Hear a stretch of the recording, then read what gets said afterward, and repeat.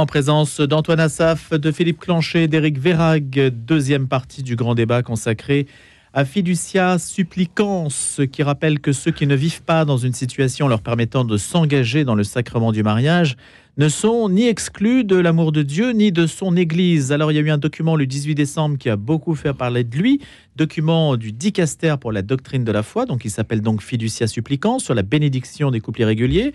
Puis début janvier, on a eu un communiqué du dicaster pour aider à clarifier la réception du texte qui visiblement n'avait pas été très bien compris. Et puis la conférence des évêques de France, tout récemment, a également réagi en parlant d'accueil large et inconditionnel pour ces couples irréguliers qui comprennent à la fois les couples de même sexe et puis les couples qui, les divorcés remariés par exemple, qui vivent donc dans deux états différents mais qui sont un peu confondus quand même un peu confondus en tout cas dans le même texte. On va essayer d'en voir les enjeux et puis d'y voir aussi un petit peu plus clair dans cette histoire qui a semé une confusion relative ou certaine, je ne sais pas comment vous apprécierez les choses, dans le public catholique. Antoine Assaf, Éric Vérag, Philippe Clanchet, on va commencer avec vous Philippe. Oui, c'est vrai que c'est un débat maintenant qui dure depuis un mois, donc depuis ce texte, vous l'avez rappelé Louis, alors on oublie la première partie du texte qui est à mon avis la plus intéressante, qui est une réflexion sur ce que c'est qu'une bénédiction. Qu'est-ce que ça veut dire ? Est-ce que bénir, c'est faire en sorte que Dieu encourage, apporte son soutien à la réalité, enfin c'est l'amour inconditionnel de Dieu qui passe par la bénédiction, ou est-ce que ça veut dire qu'une bénédiction valide, du point de vue d'une institution comme l'Église catholique, la réalité de la vie des gens ? Et je crois que c'est cette distinction qui est très bien faite dans sa première partie, et qui arrive à faire un système de bénédiction un petit peu à deux vitesses, qui peut être critiquable, mais qui d'un point de vue pastoral est assez intéressant, et qui donc finit par faire des propositions de bénédiction pour les couples en situation irrégulière, c'est le terme qu'emploie l'Église. Effectivement, vous avez cité les deux cas les plus évidents. Voilà, donc cette proposition est faite. Ce n'est pas une imposition, c'est une proposition. Après, comment on le reçoit ? Donc, on le reçoit différemment selon... Donc, quelle est la définition de la bénédiction, du coup, alors, Philippe ? Qu'est-ce que c'est, la définition ? À mon avis, c'est d'accepter que Dieu donne son amour inconditionnel pour tout homme. Enfin, c'est ça qui est important. Et voilà, et peut le donner à tout homme et peut-être aussi à toute situation. Là, il y a un débat sur la bénédiction sur le couple ou sur les individus. Mais le premier texte romain parlait du couple. Donc, ça veut dire que Dieu veut aider, veut être à côté du couple tel qu'il chemine. Mais ça ne veut pas dire que l'Église considère que ça soit la situation idéale. Et c'est pour ça que, à ce moment-là, on n'est pas dans un rituel qui ressemble au rituel du mariage. On ne fait pas ça au sein d'une célébration. On n'utilise pas les codes et les vêtements et des choses comme ça. Voilà. Et donc, le deuxième texte qui a été publié pour essayer d'expliquer tout ça après des réactions un petit peu divergentes, ça a été de proposer une toute petite chose. On a même parlé de bénédiction de 10 à 15 secondes, ce qui n'est pas très élégant comme formulation. Ça fait un petit peu bénédiction au rabais. Effectivement, les gens qui la sollicitent trouvent que c'est pas très, que c'est un petit peu chiche comme situation. Donc il y a eu des réactions très très différentes. Alors les épiscopats africains ont dit nous de toute façon on ne le fera pas. Bon, puisqu'ils sont dans des situations où les sociétés et les églises demeurent profondément homophobes. Donc c'est vrai que pour eux, c'est totalement irrecevable. Je crois que ce qui est intéressant de voir, c'est que ce qu'on vit là actuellement, c'est ce que le pape a demandé quand il est arrivé au pouvoir il y a 10 ans. Deux choses très importantes. Il a dit maintenant, il faut la liberté de parole et de débat au sein de l'Église. On est en plein débat. Avec la capacité de dire je ne suis pas d'accord, ce qui est quand même relativement récent. Et la deuxième chose qu'il a dit, c'est la décentralisation. Et ce texte-là nous confirme une réalité absolue, mais il faut vraiment que les catholiques aient ça en tête, c'est qu'un texte d'importance mondiale sur des questions de discipline, eh bien, c'est pas possible, puisque ce texte-là ne peut pas être reçu de la même manière en Europe, en Asie, en Afrique et en Amérique. Donc à tel endroit, on pourra bénir, et à tel autre endroit, on ne le fera pas. C'est ce qui est en train de se passer, puisqu'il y a des épiscopats, même en Europe, notamment en Europe de l'Est, qui disent « nous, on ne veut pas le faire ». En France, les évêques disent on accepte plutôt, mais certains évêques individuellement ont dit non. Donc ça veut dire qu'en fait, chacun va prendre un petit peu. Par contre, ce qui est nouveau et ce qui est important, c'est que certains prêtres et certains évêques étaient déjà ouverts à des gestes de bénédiction notamment vis-à-vis des couples de même sexe, puisque c'est a priori ce qui fait le plus débat. Et aujourd'hui, un prêtre qui fait ça, il ne se met pas en situation de porte-à-faux, on ne peut pas l'accuser d'être hérétique, et les bons paroissiens ne peuvent plus aller dénoncer à Rome des scandales. Voilà, donc ça ouvre cette perspective-là. Et en même temps, cette discipline, ça donne un cadre à ceux qui allaient beaucoup plus loin que la simple bénédiction. Mais ceux qui ne veulent pas le faire continueront à ne pas le faire. Antoine Assaf. Écoutez, moi je vois la théologie vraie, là. Les gens n'en parlent pas. Déjà, la déclaration de l'évêque, je l'apprécie, elle est signée par les grandes pointures quand même. On a de Beaufort jusqu'à le cardinal Evelyn, en passant par Ulrich, Ulrich et puis Mathieu Rouget, c'est des gens qui réfléchissent. Et quand on lit ce texte, il y a les références doctrinales, théologiques exactes, c'est-à-dire on revient à la loi de la création, à la Genèse, et la loi de mariage n'est pas touchée. Et pour plaire à nos protestants, ce texte de Matthieu 19, 3, 9, où il est établi mariage, n'est pas touché. Mais il y a quand même, à côté de cette teinture théologique forte que les évêques respectent, il y a l'élan humain. Et c'est pourquoi, dans le verbe latin supplicans, il supplie, il demande la confiance, la fidélité, on la lui donne, mais en dehors du sacrement de mariage. Donc le mot couple, on l'utilise parce qu'ils sont ensemble, on ne peut pas le nier. Dans l'Église, on oublie, il y a la bénédiction des animaux. Et quand les cardinaux bénissaient les animaux dans les couvents des carmélites, quand les carmélites se mettaient à genoux, il leur disait, le cardinal, levez-vous ma sœur, vous n'êtes pas un animal. Je bénis les animaux. La création est bénie. Et dans l'acte des apôtres, au moment où Paul et Pierre allaient se rebeller pour savoir s'il faut bénir ou non les païens ou les garder et les ramener à la loi juive, eh ben, on voit cette nappe qui descend du ciel, les animaux sont là et on entend la voix du ciel, prends et mange, tout est béni. Dieu a tout béni. Et chaque fois que vous vous levez le matin, que vous respirez, que vous existez, comme dit Origène, le père de l'Église, vous êtes dans la bénédiction de Dieu. Donc quand un homosexuel catholique a cette conscience qu'il a péché et va se confesser à Montmartre ou ailleurs, au point le plus haut de l'église, et le prêtre l'écoute, lui dit « va et ne pêche plus », il le bénit. Donc, nous ne sommes pas dans une hérésie. Bien sûr, la réaction du cardinal Sarah, elle est très forte, il dit de ne pas accepter, il se rebelle parce qu'il a peur. Le cardinal Sarah sait qu'il a peur qu'il y ait un malentendu autour du mot bénédiction et que certains couples homosexuels disent « Eh ben voilà, on va recevoir la bénédiction de tout le monde » à tel point que je peux imaginer, et je l'oserais de les dire, qu'on réunirait au Sénat M. Attal et ses journées et qu'on les bénisse avec un cardinal Laveline invité par le Sénat. Non, parce qu'ils se disent homosexuels, donc on va les bénir.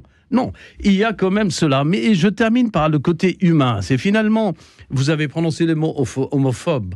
Il y a ce danger. Je refuse la bénédiction, on traitera l'évêque d'homophobe.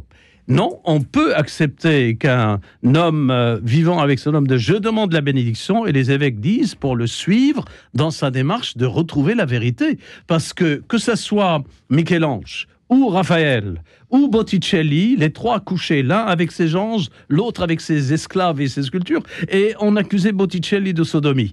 Et d'ailleurs, ce mot sodomie à l'époque de la Renaissance était dans toutes les fresques, c'est détourner Dieu de sa création, de la vie. Donc l'Église catholique, le pape François, nos évêques ne sont pas en train de nier leur foi, mais de dire il faut que ces hommes soient guidés sur un chemin qui les épanouit, et bien que vivant le plaisir d'une façon un peu homme-homme, femme-femme, et qu'un jour que retrouvent le chemin, le seul d'ailleurs, on ne peut pas le remplacer, le diable a tout fait. Et c'est il n'a pas donné la vie. C'est le sens donc de l'accueil large et inconditionnel. Éric Vérag.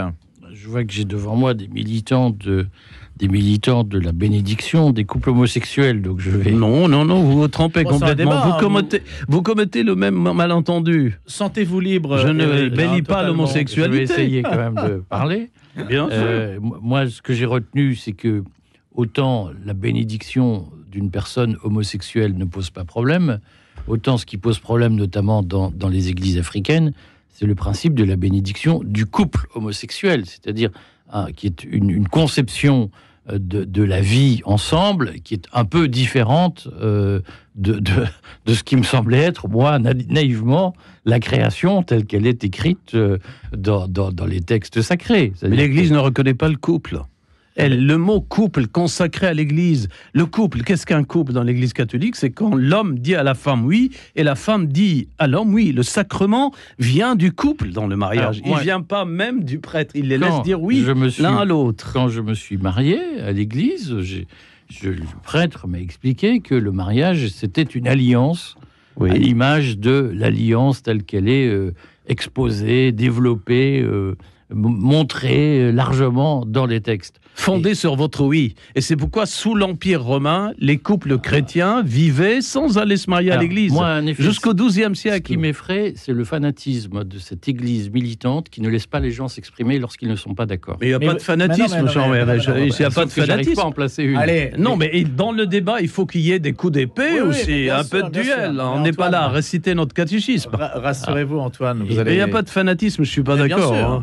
Allez-y, Eric. Allez au bout de jusqu'au. Moi, je pense effectivement que l'Église catholique, elle accorde beaucoup trop d'importance et elle est beaucoup trop imprégnée de cette espèce de culture mondialiste, woke, où tout est dans tout, tout est relatif. Et puis au fond, nous sommes une grande famille, nous nous aimons tous et tous les choix sont bons. Moi, je pense que... donc dans le relativisme. Dans un relativisme qui, moi, me paraît, après, si l'Église le souhaite l'endosser, mais ce que je constate, c'est que l'Église catholique, aujourd'hui, elle est percutée par le conflit qui existe entre l'Occident et le reste du monde. Parce qu'en réalité, les seules églises qui ont demandé ou qui acceptent cette bénédiction des couples homosexuels, ce sont des églises d'Europe. Et en l'espèce, je crois que l'Église d'Allemagne, notamment, est relativement proactive sur le sujet. Et si, effectivement, les catholiques français ne voient pas qu'il y a aujourd'hui une rupture entre cette forme d'église, excusez-moi, mais diluée à coup de mondialisation, d'idéologie, où le mariage, ça peut être un couple homosexuel, ça peut être un couple hétérosexuel, tout ça, au fond, c'est le oui qui compte. Si les catholiques français ne voient pas que cette dérive est en train de créer une rupture profonde dans le caractère universel du catholicisme, parce que aujourd'hui, les églises qui ne sont pas des églises européennes sont farouchement opposées à cette espèce de poussée mondialiste dans la doctrine de la foi. Et je pense que il ne faudra pas se plaindre ensuite qu'il y ait une crise profonde au sein même de l'Église universelle, parce que le primat des Européens sur le catholicisme, vous êtes en train de scier sa branche, parce que les églises les plus dynamiques, qui sont les églises d'Asie et d'Afrique, sont opposées à cette espèce de pénétration mondialiste dans la tradition avec un grand T. Le paradoxe, Éric Verhaeghe, avant de donner la parole à Philippe, c'est que le pape François est le pape des périphéries, il est le pape donc de l'extérieur de l'Europe. Et donc c'est par son entremise qu'est valorisé ce que la périphérie rejette. C'est quand même paradoxal. C'est l'énigme du pape François, que beaucoup imaginaient en effet être un pape plutôt des églises militantes du tiers-monde, entre guillemets, même si cette expression ne veut plus dire grand-chose. Et on s'aperçoit que c'est probablement le pape qui en a le plus fait en matière de reprise à son compte et d'intégration dans la doctrine catholique du corpus idéologique woke, pour aller vite, du corpus idéologique progressiste, qui, à mon avis, est antinomique à l'identité même de l'Église. Mais après tout, chacun fait ce qu'il veut. Philippe Clanchet. Oui, je ne suis pas tout à fait d'accord avec ce que vous dites, Éric, là, quand vous dites qu'il y a une confusion. Justement, ce texte... si, Philippe, il y a une confusion. Non, mais il y a une confusion objectivement. Non, si. Ce texte, si on le lit... J'entends dans le public, dans l'esprit du public. Oui, mais il faut être capable de lire un texte de plus de 3000 signes, ou de plus de 2 lignes. Mais c'est qu'il dit très clairement que les grandes bénédictions qui sont données, notamment celles autour du mariage, ne sont pas concernées, ne sont pas touchées. C'est une autre proposition. La question, c'est comment on accueille dans l'Église des gens qui ne sont pas dans les clous. Est-ce qu'actuellement, on leur propose à peu près rien, ou des choses qui sont faites clandestinement par des prêtres qui risquent de se faire dénoncer, ou est-ce qu'on est capable de leur dire aujourd'hui que Dieu les aime dans leur parcours ? Alors, les personnes individuellement, et même les couples, et même les aventures qui sont menées. Et Philippe, on peut débattre que... sur le terme de couple et tout ça, mais enfin, des gens qui vivent une aventure à deux, et pas simplement les personnes de même sexe, mais les divorcés mariés, qui sont quand même très très nombreux aujourd'hui en Occident. Et sur des situations très différentes. Il faut quand même pouvoir l'entendre. Alors, ce que vous dites effectivement sur le fait que l'Église risque de se perdre, ce qui est sûr, c'est qu'en Occident, un discours qui voudrait qu'on s'aligne sur les églises d'Asie, sur les églises d'Afrique et sur les sociétés qui en sont là où elles sont de leur développement, ça veut dire qu'on fait un pan sur 90% de l'Occident. Et ça veut dire que l'Église catholique n'est plus audible si elle n'est pas capable de montrer qu'elle s'ouvre et qu'elle est capable de proposer divers chemins. Mais c'est aujourd'hui qu'elle est inaudible. Oui. Ah mais non, mais là, je peux vous dire que si ce texte-là la rend audible. Voilà, je Antoine me permets de répondre parce que Éric Verhaeghe a utilisé le terme de fanatisme de l'Église. Il n'y a pas de fanatisme.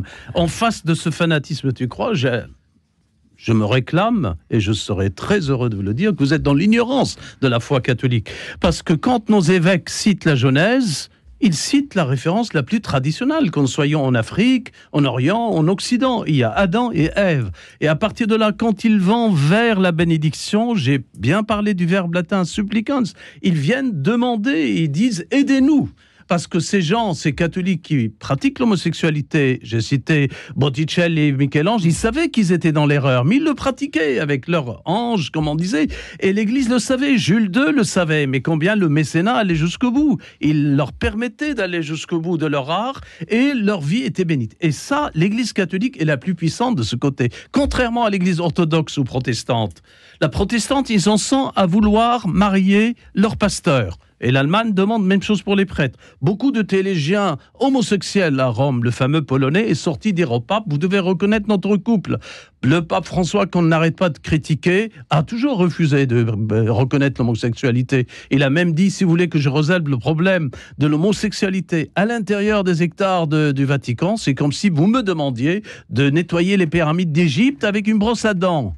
Quelle image! Voyez-vous, nos évêques ont donné la référence exacte de la doctrine et ils vont permettre à tous ceux qui vivent cette homosexualité, parce que c'est quand même...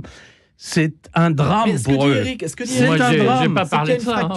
Éric, c'est qu'il y a une fracture entre l'Église d'Occident, entre ce qui est demandé en Occident et le reste de l'Église. Non, mais manifestement, c'est pas une fracture, c'est une divergence. C'est une façon. Non, mais quand vous avez, attendez, s'il vous plaît, ne parlez pas en même temps. Quand vous avez les évêques catholiques africains qui déclarent que l'approbation récente par le Vatican de la bénédiction des couples de même sexe n'est pas appropriée sur le continent africain en raison de l'éthos culturel des communautés africaines, il y a un nom qui est clairement envoyé au visage du pape. Oui, mais parce qu'ils ont bien dit, lui, culturel et anthropologique. Oui. Vous savez, quand le cardinal Aveline, quand Moulin de Beaufort se réunissent, tous ces grands théologiens, et même quand le pape se réunit, ils savent très bien que l'Église catholique, contrairement à ce que croit Éric Verhaeghe, ne sera jamais détruite. Les portes de l'enfer ne peuvent rien contre elle. Elle est fondée sur le Christ. Mais c'est pas ce qu'on vous dit, Antoine. Non, elle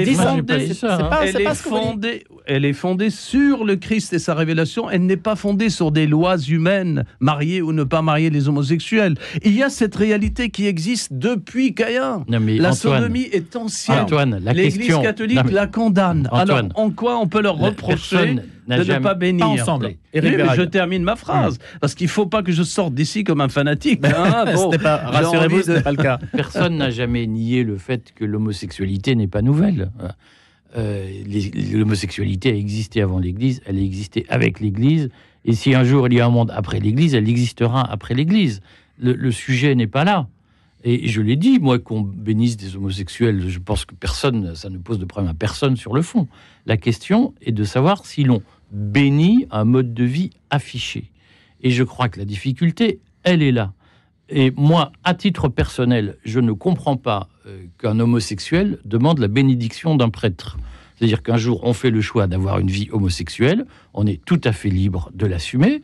Maintenant, pourquoi demander à une église catholique dont on connaît les fondements, j'allais pratiquement dire les fondements idéologiques, pourquoi lui demander de faire un chemin à l'extérieur de ses bases? C'est incompréhensible. Mais justement, vous comprenez mal le mot bénédiction. Ils bénissent pas l'acte ni le mode de vie. Ils bénissent un homme pour qu'il puisse sortir de cet état. C'est ce qu'on appelle dans les confessions. C'est pas exactement le texte de Fiducia Supplicans. Quand le Christ regarde la femme la bénédiction adultère, dans Fiducia Supplicans, c'est la bénédiction d'un couple Non, vous homosexuel, comprenez 2 mal le hommes ou 2 texte. femmes, Non, que vous le comprenez prêtre mal le bénit texte. ensemble. Non, vous comprenez mal le texte, et c'est le Christ lui-même en face de la femme adultère. Elle lui dit, j'ai pas d'homme, il dit, tu en as 5, va et ne pêche plus. Et c'est ce qu'ils vont dire à ces hommes. Tu vis quelque chose qui ne donne pas la finalité de la vie, c'est jouissif, mais vous n'allez pas pouvoir transmettre la vie. Donc c'est le va et ne pêche plus, en fait, le message Bien pour vous qui est sûr. donné.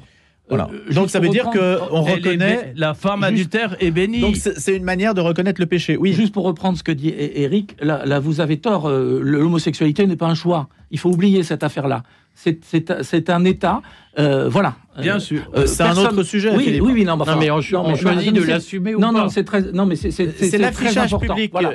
dont parle Éric Vérac. Voilà. Moi, je dis à un moment donné que les gens soient homosexuels ne me pose aucun problème. Mais- Le fait bah de si, dire a priori, si. j'affiche. Non, mais il faut arrêter de nous expliquer que dès qu'on n'est pas d'accord, on est Non, homophobe, c'est pas ça. on est ceci, on est cela. Cette technique qui est utilisée Non, par les c'est pas- mondialistes pour interdire la liberté de penser, ça marche très bien chez nous parce que les Mais médias vous sont vous définissez une voyez réalité bien qui n'est qu'en pas vraie. Afrique, C'est- mais c'est pas voyez vrai bien ce que qu'en vous dites, Afrique, c'est tout. moi je vous dis, je n'ai aucun problème avec l'homosexualité. Je dis simplement que dès lors que des gens font le choix de l'assumer publiquement, socialement, moi, personnellement, je ne comprends pas pourquoi ils demandent la bénédiction de l'Église. Mais ça Alors, n'a vous- rien vous- d'homophobe, moi. C'est une Que réalité des que vous gens connaissez choisissent très mal, de vivre en manifestement. couple. Vous la Moi, ça connaissez me très pose pas mal. de Non, mais problème. la question mérite d'être posée. Non, mais Celle d'Éric voilà, mérite d'être Oui, posée. mais je Le donne droit- la réponse Alors, non, rapidement. mais pas ensemble, s'il vous plaît. Pas ensemble. Le- D'abord, le- Philippe. C'est une réalité, on estime qu'il y a entre 3 et 7% de la population qui est Devant votre homosexuelle. micro, Philippe, s'il vous plaît. Voilà, ça veut dire que d'après ce que vous dites, ils n'auraient pas le droit de le vivre, ils n'auraient pas le droit Mais de le je vous vivre dis le publiquement. contraire. Ça va Je vous dis que très moi, loin. quand les- Non, mais je vous dis le contraire. Non. Je vous dis que quand les gens font le choix de l'assumer publiquement, ils sont libres de le faire. Je ne comprends pas pourquoi ils demandent la bénédiction. Ben voilà. parce Voilà. que La réponse, Alors, Monsieur pourquoi- Vérac, mais il y a une réponse. Pourquoi Parce qu'ils ont- demande-t-il parce la qu'il bénédiction évite la question. Il Ah, n'a mais pas la non, réponse. non, s'il vous plaît. La question que pose Éric, c'est pourquoi demande-t-il la bénédiction? Est-ce que vous avez des éléments? oui, parce que Philippe. beaucoup de gens, et j'en connais beaucoup, et on en connaît aussi beaucoup, qui ont envie de recevoir le message de l'Évangile et qui sont Non, mais dans la quel culture message? catholique. Est-ce qu'ils veulent recevoir le message va et ne pêche plus? Mais Est-ce bien que c'est sûr. ça le message qu'ils veulent recevoir? Ils veulent qu'on leur dise Dieu vous aime et Dieu vous donne un amour Non, mais inconditionnel. Est-ce Non. qu'ils veulent la reconnaissance du statut de couple par l'Église ou bien est-ce qu'ils veulent le va et ne pêche plus? Bah, bien que sûr. dit- Non, mais Cher, bien non. sûr, je ne sais pas. Mais moi, est-ce que tu me laisses répondre J'ai- à non, Monsieur non, mais Vérac confusion, et je suis toujours parce dans la que confusion. j'ai envie de sauver son âme avant qu'il sorte de ce studio. Il y Mon a du cher boulot, Vérac, hein. autour du T'es pas Christ, couché encore. il y avait des pêcheurs à Tibériade. Ils le suivaient, ils les regardaient. Il y a cette femme qui, il Non, mais voulait ça, c'est la le pousser Christ, sur- Antoine. On Oui, parle des mais le personnes qui- Christ est Non. le fondateur de l'Église Non, non, catholique. on parle Et je de- réponds à Vérac que l'Église ne joue pas le mondialisme. L'Église, elle est Non, dans mais l'universel évitez ces mots. catholique. Moi, ces mots Mais ne me parlent pas. pourquoi ne Ceux te parle qui- pas? Non, mais ce que je veux dire, la question Elle bénit que se posent les universellement le personnes qui monde. nous écoutent, c'est de savoir Oui. ce que viennent chercher les personnes qui veulent la bénédiction de Je suis en l'Église. train de Voilà, te c'est ça, donner. c'est ça la Elles question. viennent chercher la source de la bénédiction qui ne peut être que dans la personne de Christ. Mais qui Je est suis va et ne désolé. pêche plus. Mais plus que cela, le Christ, quand il regarde une âme humaine, il avait des homosexuels autour de lui, il y avait des femmes adultérines, mais il regarde l'âme humaine, et c'est pourquoi vous oubliez une chose, l'Église catholique est celle qui a établi la morale de la personne individuelle. Quand tu sauves un, tu sauves un peuple. Il ne s'agit pas de la bénédiction des Mormons, des communautés ou des bouddhistes. Non, la personne unique. Oui, mais vous ne répondez pas à la question. Mais si, non, va et ne pêche Non, plus, la on question sauve qu'a- la personne. non, mais ça, c'est la réponse de l'Église. La question Mais que la pose personne Éric, de la vérité non, aussi. la question que pose Éric, c'est ce que cherchent les personnes qui veulent la bénédiction. Bah, ils veulent se Mais sauver, donc- ils se sentent inquiets C'est tout. parce qu'ils savent eux-mêmes. Tout Et là, vous parlez en leur nom. Vous parlez en leur nom. Les, Il faudrait les non, écouter. les homosexuels ont donné beaucoup de témoignages qu'ils n'ont pas de vraie joie. Et que finalement, après cet acte, il y a ce coït, comme ils disent, il y a une forme de tristesse que même les animaux recherchent. Donc quand le couple vit ensemble, qu'est-ce qu'ils demandent aujourd'hui? D'adopter des enfants. Pourquoi? Parce qu'ils cherchent un certain bonheur, ils ont le plaisir, mais ils n'ont pas la joie intérieure. La bénédiction de l'Église catholique, de nos évêques, leur permet de respirer un peu pour savoir que quand ils vont vieillir à Los Angeles, en Californie, quand ils vont Ou ailleurs. perdre la beauté et la jeunesse, eh ben, il y a cette bénédiction de l'ouverture de la joie que l'Église catholique Donc voilà la donne. réponse que donne Antoine Assaf. Philippe. Je crois que c'est une question de comment est-ce qu'on accueille dans l'Église. Est-ce que des gens qui effectivement ne respectent pas tout un idéal qui peut être biblique et évangélique peuvent être accueillis dans l'Église. Je pense qu'au moment où l'Évangile est écrit et au moment où les textes bibliques sont écrits, la réalité n'est pas celle d'aujourd'hui. À l'époque de la Bible, le problème, c'était la disparition des peuples. Et les homosexuels étaient mal vus parce qu'ils empêchaient les générations de continuer et qui mettaient en danger les peuples. Aujourd'hui, on n'en est plus là. C'est pas du tout la question. La question, c'est comment on accueille, quelle place on peut donner. Voilà, quelle place on peut donner à des réalités différentes et à des vies sexuelles qui sont différentes. Et c'est pas de dire c'est très bien, on vous encourage là-dessus, mais c'est pas non plus de dire, enfin, Dieu n'interdit pas le. Donc on voit que vous n'êtes pas d'accord sur l'interprétation de la bénédiction. Mais c'était ce que ce débat aussi a eu le mérite de mettre en avant. Merci beaucoup à tous les trois. Merci Antoine Assaf, Philippe Clanchet et Éric Verhaeghe. Le grand débat, bien sûr, c'est à réécouter sur le site de Radio Notre-Dame, l'application mobile Radio Notre-Dame. Je vous souhaite une excellente journée. Je vous dis à lundi.